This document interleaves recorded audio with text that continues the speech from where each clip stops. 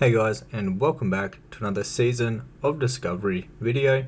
In this one, I'm going to be showing you how to get some insane experience as a solo mage doing a solo in SM Graveyard. So we're going to be speccing into Deep Frost, we want improved Blizzard, we also want Frost Channeling, and we also want Ice Block. These are all very important to actually do this. For the runes, you're actually going to be using Living Bomb, Living Flame, and regeneration. You can also swap out your Living Flame for Arcane Blast. This will help just to kill the mobs that we've got to do before the big pull, which will make more sense once I show you in this video. So let's go ahead and reset this. Now the BFD buff helps out a lot. You also can get minus speed on your boots. This will also help out a lot when gathering. Also, I would recommend bringing swiftness potions. It just makes this a whole lot easier. So what we're going to do is first of all, we're going to skip the mobs right here. We're going to run up to a reset spot, and this is because these mobs right here, they sleep you and they're just very hard to deal with. So what you want to do is you just want to skip straight past them, and you want to head over to this ledge right here.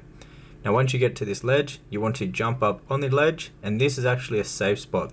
This will make the mobs that we just pulled actually reset and go back to the start of the dungeon, so we do not have to worry about them. It would only takes around like 20 seconds or so, but you'll see these guys right here, they'll run back and they will actually drop aggro from us and they will reset. There they go. So a big thing when you're doing this is that there's a mob called the Haunting Phantasms, I believe that's how you say it. And what you're going to do is actually going to clear these first, because they spawn an extra mob on top of them, and they do that while casting. So while you're actually doing the Blizzard kill phase, it can get very annoying. They're going to get broken up from these stack of mobs, and it's just a lot easier to clear them out first. So as you can see, there are some at the back here. We're going to go ahead and we're going to clear all of the haunted Phantasms, I believe that's how you say it.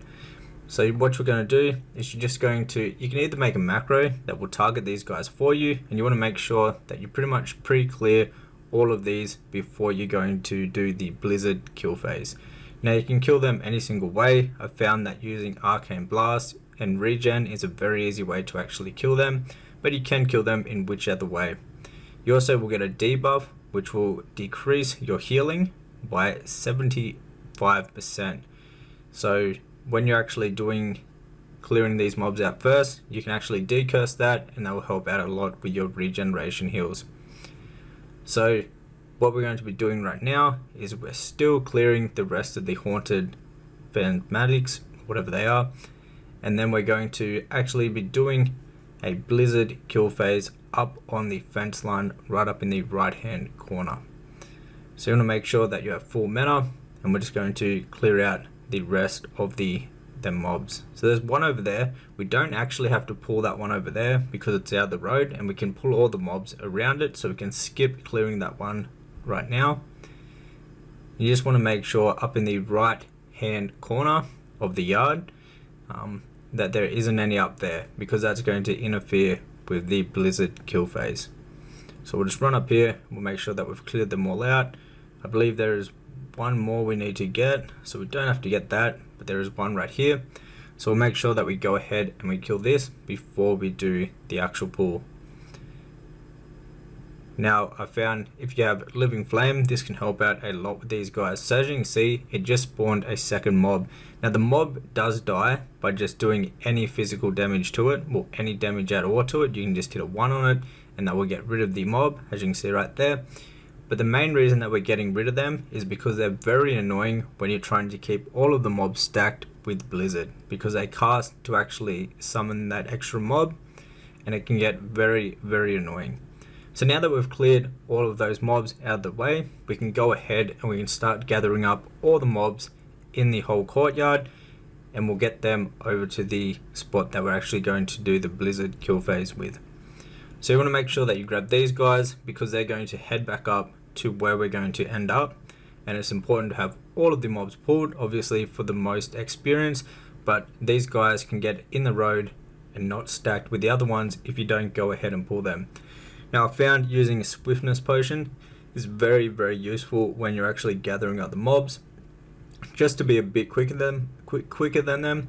But you can also use your Nova, and you can also use your Cone of Cold just to keep them off you. Also use your Menace Shield, and you just want to gather up all the mobs that you can.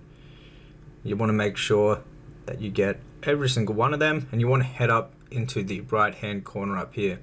Before you ice block, you want to throw out a living flame, because this is going to do a bunch of damage while all the mobs stack. Now as you do your ice block, you want to spam blink. So as soon as your ice block ends, you're going to be blinking away from the mobs, and this is where we're going to be juggling the mobs. If you jump down on the fence, they're going to run down to the bottom, and this is where you can blizzard them, and you can also actually jump back up on the top of the fence line. When you do this, I would recommend using Mage armor. This will allow you to get 30% extra mana back while you're casting blizzard, which is very important. You can also throw out some living bombs. This is going to increase the amount of damage you do, and I would recommend just using rank 1 of blizzard, or you're going to go very quickly while doing this. The mobs that have like 4k health, you want to make sure that you're throwing your living bomb out on these guys, just so they don't actually die. Same with your living flame. You want to make sure that you're not doing it on the mobs that have like 1 or 2k health. You want to make sure you're targeting a mob that has a lot of health. Also, you can use your Evo if you get low on mana. You just want to continuously basically just juggle them up and down this fence line. Once you get the hang of it, it's actually very easy to do. So what I like to do is throw out a living bomb when they're up on the top part, and also a living flame if it's on cooldown. And then when you're down the bottom and you have the mana, I'd recommend doing your blizzard while they're running down to the bottom. But as you can see, the XP from this is absolutely insane. When I was doing this like really efficiently, I was getting around 70k experience per hour whilst doing this, which is way better than running with a group, especially at this level. So I leveled from level 32 to 36 by doing this, and it's a great way to actually level very quickly. Alright, so we've just got a few mobs left here now, so we'll just go ahead and we'll throw living bombs on those to make sure that we can get them down. And that's pretty much how you do the solo graveyard. Now you also could run down like the cathedral thing there and run down the bottom and get the rest of the mobs, but the only downside about that is that there can be a bunch of the haunted phasmatic mobs, or however you pronounce them, that can be down there, so it can make it a bit tricky if there is a heap. The respawn for them is completely random. Sometimes you can have like 2 in the whole dungeon, sometimes you can have like 10, so it's just pretty much RNG. But I would definitely recommend clearing them, especially if you're just getting started with doing this. It will make this pull right here that we just did way easier. Then you just want to loot them up, and then you want to simply run out to the start of the dungeon. Now you can do this under 15 minutes, you can do it in like 10 to 15 minutes, depending on how many of the mobs you have to pre-clear at the start. But this is a really good way to level, and you don't have to rely on a group or anything like that.